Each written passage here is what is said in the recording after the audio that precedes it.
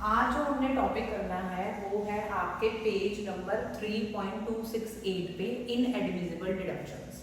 ठीक है, सिंपल सा इस टॉपिक को करने से पहले, ठीक है, पेज नंबर 3.268 इनएडमिसिबल डिडक्शन।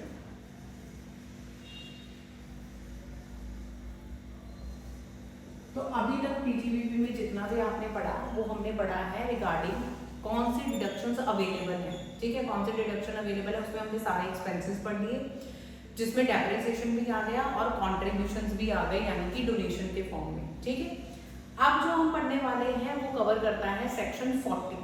ठीक है, कौन सा सेक्शन कवर करता है? सेक्शन 40। सीए इंटर लेवल पे आपके लिए सेक्शंस को याद रखना इज नॉट जरूरी, लेकिन सीए फाइनल में क्योंकि आपको सेक्शन नंबर्स पता होने चाहिए, इसलिए इंटर में अगर ये प्रैक्टिस कर लोगे तो आपके लिए इजी रहेगा। जो सेक्शन याद हो सकते हैं उनको करो, जो नहीं हो सकते उनको रहने दो। ठीक है, सेक्शन 40 अब कहता क्या है? ठीक है, सेक्शन 40 मेनली डील करता है टीडीएस की डिडक्शंस के साथ। ठीक है, इस जो पॉइंट है, ठीक है, उसका अगर मैं आपको क्रक्स बताऊं तो सेक्शन 40 को आगे बहुत सारे सब पार्ट्स में डिवाइड किया गया है। Section 40 subsection A clause I.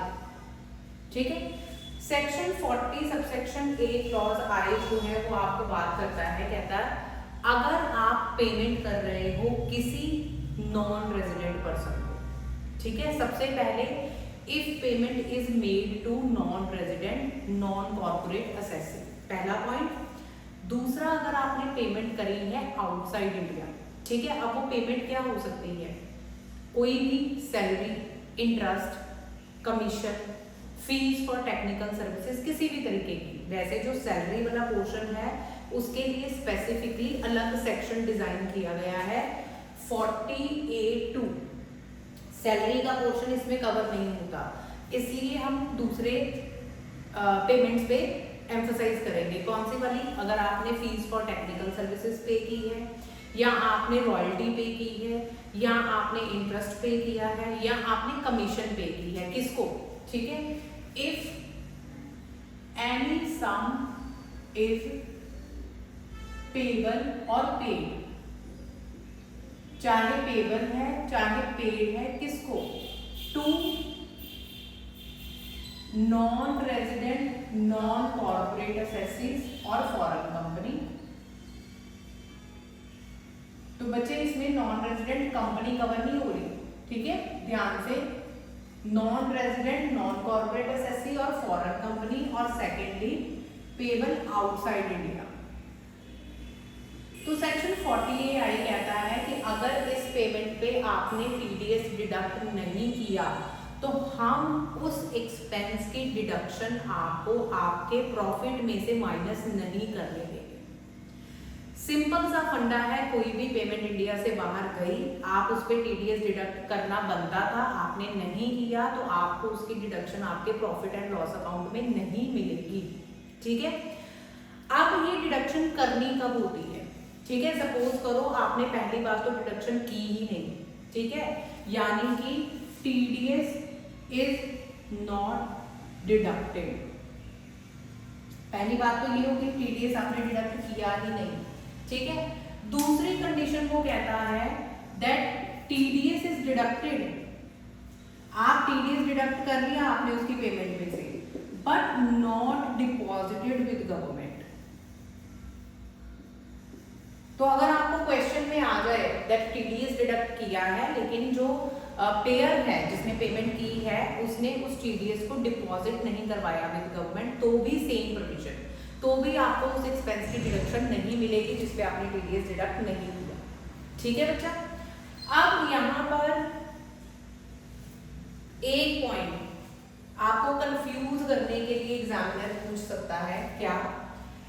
TDS is deposited, तीसरा case, TDS is deposited but after due date of filing return of income, but after due date of filing return of income जो हमें बताई गई होती है अंडर सेक्शन 139 सबसेक्शन 1, यानी कि जो 31 जुलाई होती है मेनली केसेस में। अगर आपने टीडीएस डिपॉजिट करवा दिया, लेकिन आपने कब करवाया? जब ड्यू डेट है रिटर्न फाइलिंग की उसके बाद, तो आपको डिडक्शन उस ईयर में मिलेगी जिस साल में आपने टीडीएस डिपॉजिट करवाया हो। यानी अगर मेरा फाइनेंशियल ईयर 2025-26 है जो अभी चल रहा है, ठीक है, इसमें मैंने पेमेंट की, अब इसकी रिटर्न 31 जुलाई को या 30 सितंबर को किसने फाइल करनी होती है? बिजनेसमैन ने। 31 जुलाई सैलरीड एम्प्लॉइज के लिए और 30 सितंबर बिजनेसमैन के लिए।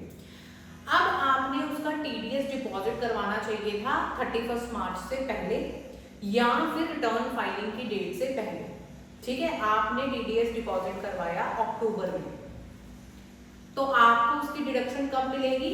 फाइनेंशियल ईयर 26-27 यानी असेसमेंट ईयर 27-28 में, ठीक है। जिस साल में आप टीडीएस डिपॉजिट करवाओगे उस साल के असेसमेंट ईयर में आपको उसकी टीडीएस की डिडक्शन मिल जाएगी, ठीक है।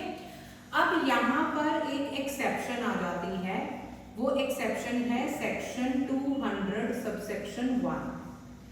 यहाँ पर इनकम टैक्स एक्ट आपको थोड़ी सी एक्सेप्शन दे देता है, यानी कि प्रिविलेज दे देता है। वो कहता है कि सपोज करो जिस बंदे का आपने टीडीएस डिडक्ट किया, उस बंदे ने अपना इनकम टैक्स रिटर्न फाइल कर दी ड्यू डेट से पहले, उसने अपनी इनकम टैक्स रिटर्न फाइल कर दी।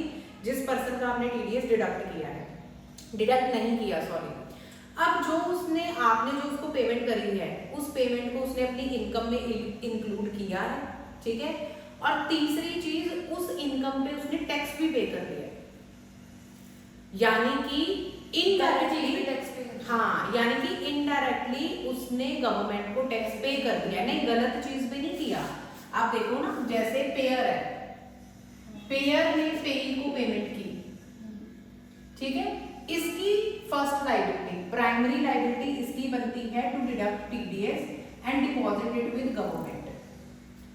ये अपनी लायबिलिटी फुलफिल नहीं कर पाया, इसने पेमेंट पेई को कर दी।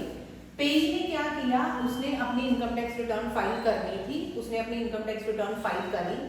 ये वाली पेमेंट इसकी इनकम है, इस इनकम को उसने अपनी इनकम में इंक्लूड किया, उसको उसने टीडीएस जो नहीं भी कटा हुआ था उसने उसका टैक्स पे कर दिया। तो इनकम टैक्स एक्ट कहता है कि फिर हम आपको डिफॉल्टी नहीं मानेंगे, ठीक है। टैक्स तो चला ही गया, हाँ, तो इनडायरेक्टली गवर्नमेंट के पास टैक्स चला गया है, तो हम आपको इस केस में एसएससी इन डिफॉल्ट नहीं मानेंगे, ठीक है बच्चे। जो आपके पेज नंबर 3.269 पे गिवन है, that it would be deemed that assessee has deducted and paid the tax on such sum on the date of which return of income has been furnished by the payee।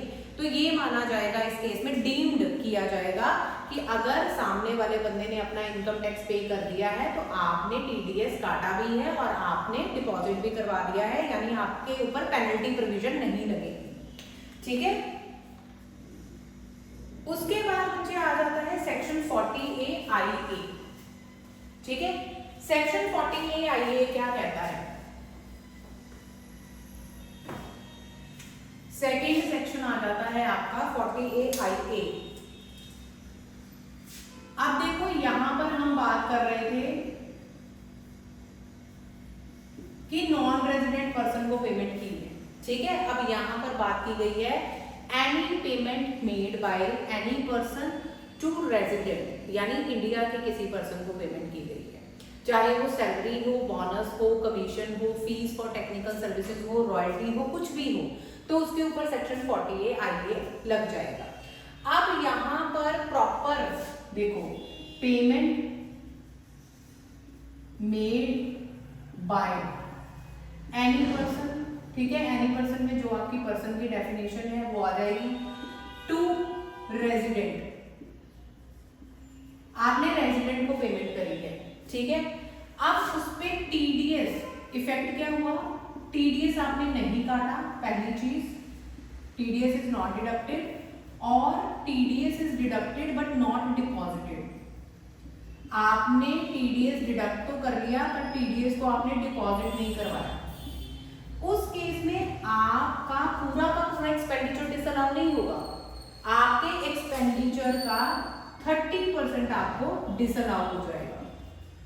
30% of expenditure disallow to businessman, जिस person ने payment की है और उस पर TDS नहीं काटा या टीडीएस आपने गवर्नमेंट के साथ डिपॉजिट नहीं करवाया, तो जितना एक्सपेंडिचर आप अपने बुक्स ऑफ अकाउंट्स में दिखा रहे हो उस एक्सपेंडिचर का 30% आपको डिसअलाउ हो जाएगा। ठीक है,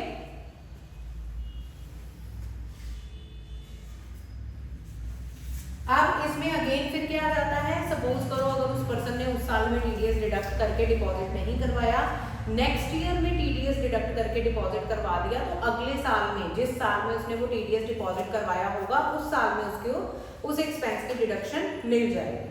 ठीक है बच्चे, और यहाँ पर सेम ये प्रोविजन एक्सेप्शन वाला भी आ जाएगा दैट इन केस बिजनेसमैन नहीं एबल था, उसने टीडीएस डिडक्ट नहीं किया, लेकिन सामने वाले जिसको उसने पेमेंट करी है उसने अपनी इनकम में ये वाले एक्सपेंस को इंक्लूड करा है इनकम के तौर पे, फिर उसने उसके ऊपर इनकम टैक्स जमा भी करवा दिया है, तो जिस साल में उसने इनकम टैक्स जमा करवाया होगा उस साल का माना जाएगा दैट बिजनेसमैन ने टीडीएस डिडक्ट करा है और डिपॉजिट करवाया है। ठीक है, यानी कि इनडायरेक्टली गवर्नमेंट तक आपका टैक्स पहुंच गया है। ठीक है, अब आपके जो पेज नंबर 3.270 है उसमें एक छोटी सी इलस्ट्रेशन दी है 40A की।